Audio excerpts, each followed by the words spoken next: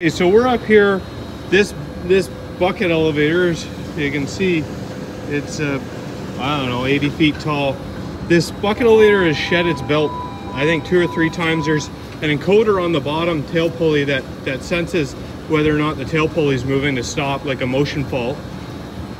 What my suspicion is you can see right here is the pulley doesn't have a crown in it. So what a crown does, it helps keep the belt tracked. So you can see signs like right here where that's probably about a ½ an inch into that angle. Over here, that's probably you okay? Oh yeah. Okay, this is probably about a ½ of an inch in there. So what we're gonna do is we're gonna inspect this pulley, and to do that, pretty much get a straight edge. I got a square here. Okay, and there's none whatsoever. Okay, so I think that's part of the issue. Also the lagging got burnt off of this pulley as well. So what we're gonna do is we're gonna measure up a new shaft.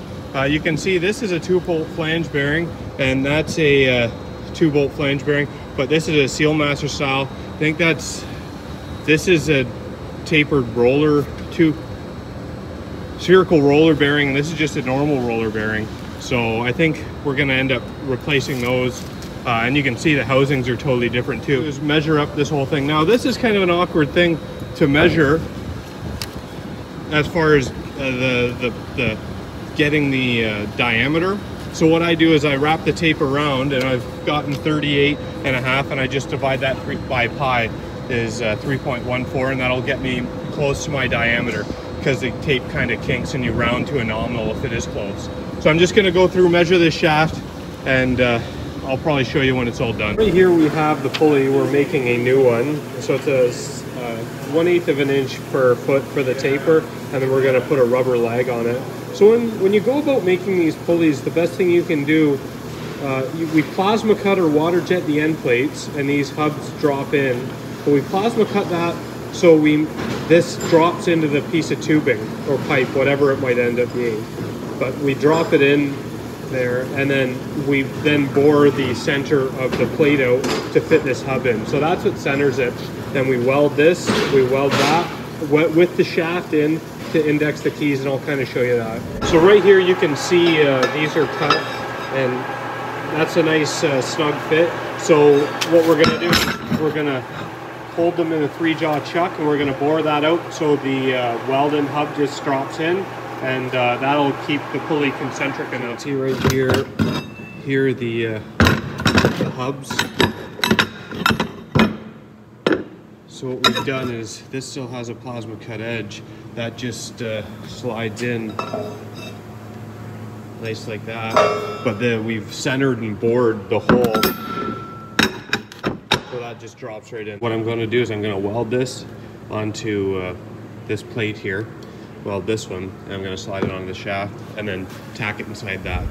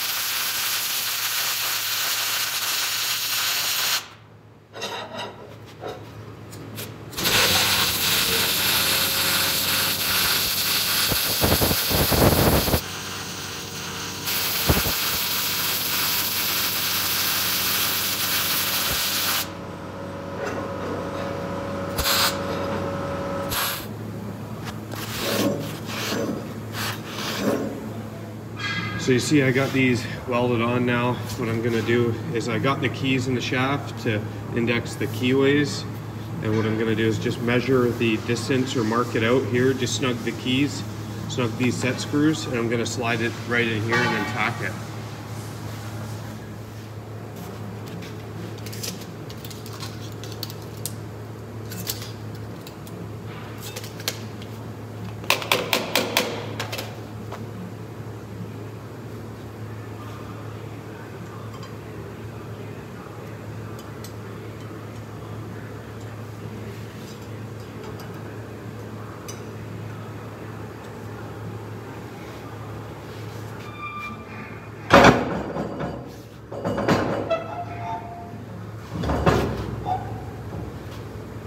Okay, so I got that in.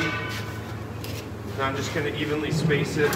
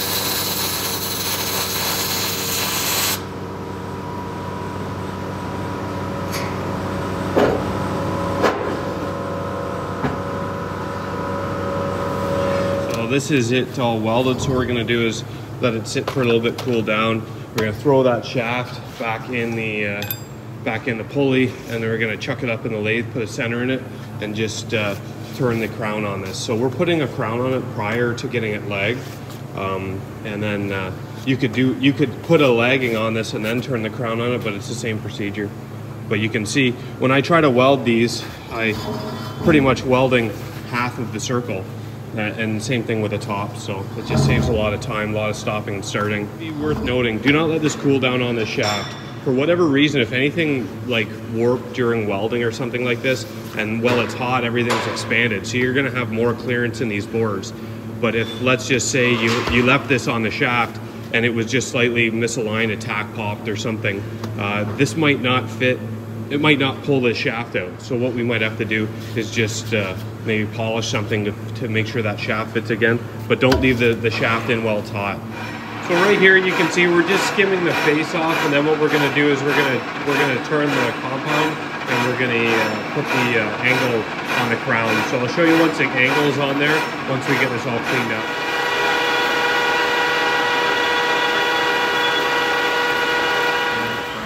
So right here you can see this is the crown there that we were looking for at the head of this pulley. So now we're gonna send this out to get legged. It's gonna get a 1/4 inch of rubber put on it. Right here, this is the pulley. It's got a herringbone hatch on this, and it's got the crown that's turned into the metal. So if this wears down, just a matter of revulcanizing a new leg on that. So this is called a legged pulley. So right here we have the bearings. These are spherical roller bearings, and you can see someone's got this on incorrectly. This is where the gearbox goes, and right here you can see how this bearing moves in this housing. This is actually the floating bearing that goes on this side, and this one here is fixed. So to modify, fix the floating bearing, there's just a snap ring. So you can see right here, this is the snap ring. You'd move the snap ring into this groove, and that would allow that bearing to be a floating bearing. Working on installing this. So you have the pulley right here. Crane's gonna pick it up, drop it on that elevator.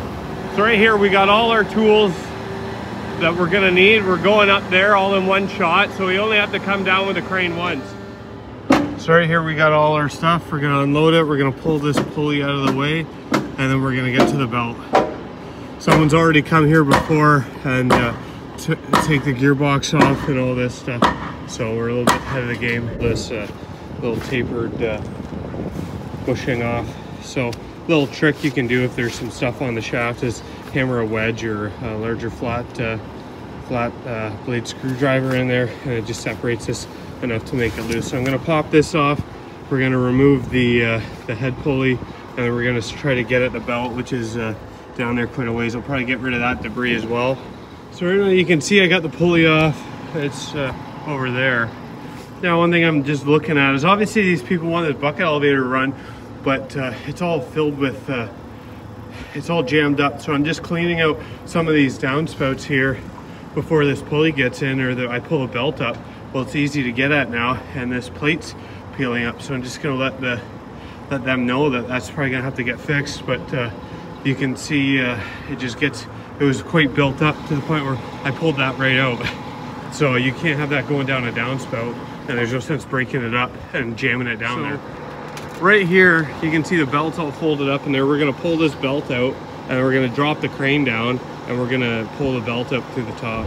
We're just about here. We took a couple buckets off. We're just about to put a come along on the belt and start pulling it out. And then, because the end of the belt is about right here. So, and then once we do that, we can drop the hook and pull it up.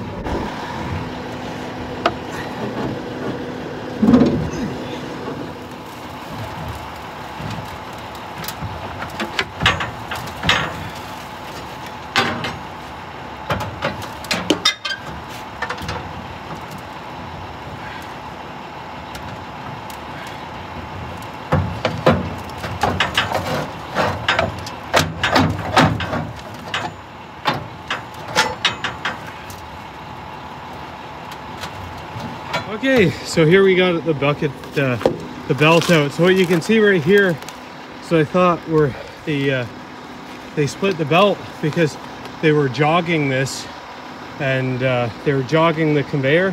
Even though it's got a motion sensor on the tail pulley, they kept jogging it. They reset it, kept jogging it, reset it, kept jogging it, and and the fact that there's no leg on that pulley and it was pinned up against the side, it just burnt the whole belt out. So that's what cut it. So we're gonna have to replace a section back from here, and I'm gonna say the tail is gonna have the same thing on it. So you can see right here we got the crane. We're gonna choke it around, maybe a couple buckets in, maybe 2 buckets. We're gonna choke it, and we're gonna start pulling that tail out. We're gonna flip this. Essentially, right now we have the one tail of the belt is up there, just strapped in. And what we're gonna do is, I know there's a splice relatively close on that end. So what we're gonna do is we're gonna splice this full section rather than have a small splice to kind of replace that. So you don't have 2 splices right there. So we're gonna replace a section of belt about this long. So what we're gonna do here is gonna splice this in. We're gonna lift this end up through the hole and then connect the 2 loops, and we should then we'll probably feed the roller in, and then then we can kind of come on the bottom here with the gravity helping us with the 2 lengths of belt, and we'll tension the belt here with 2 splices.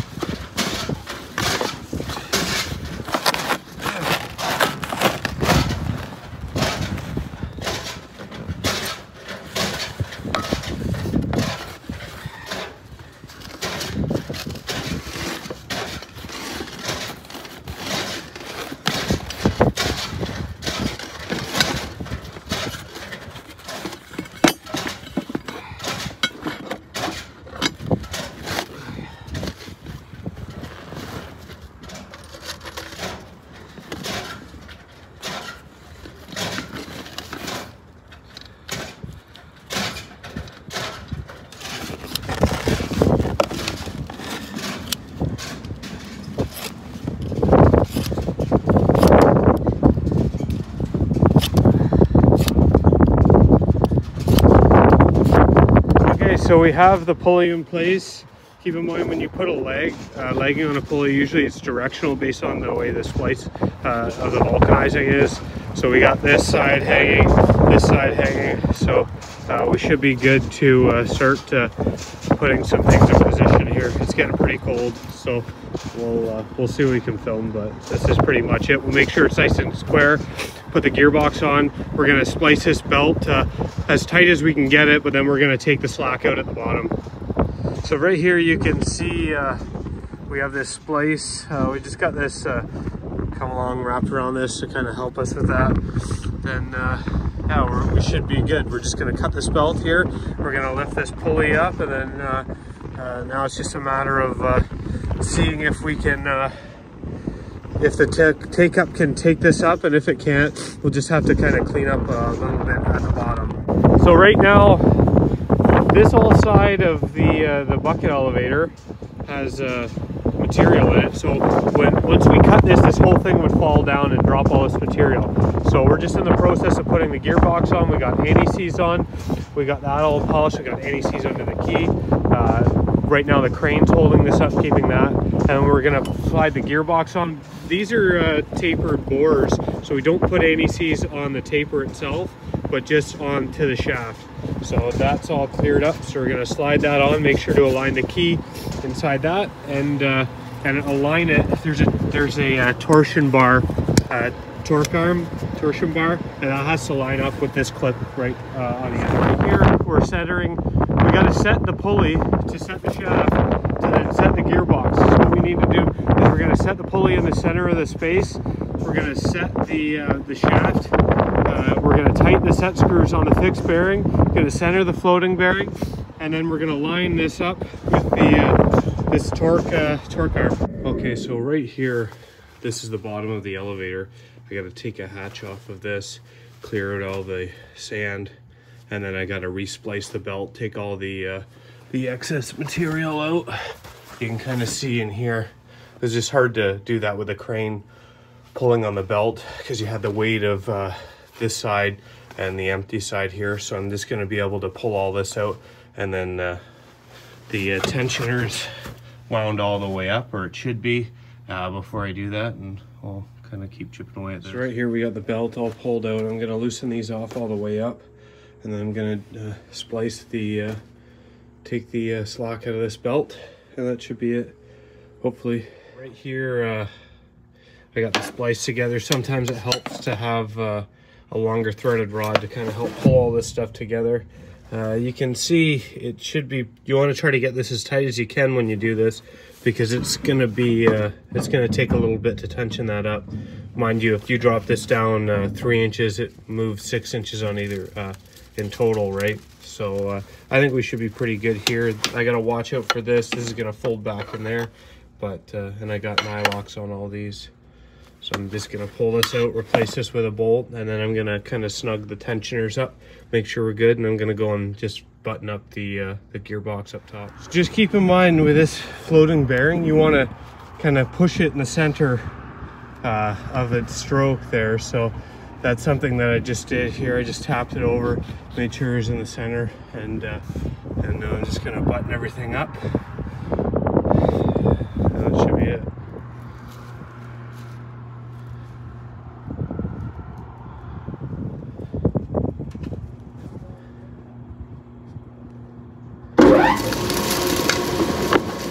So you can see the belt's staying pretty well tracked in the center of that pulley. So that's why that's important. This is a good example actually how that splice works. So yeah. Now that the top's all done, we're going to track the lower tail pulley, and right here you can see the motion sensor, so make sure that's working, and that's it.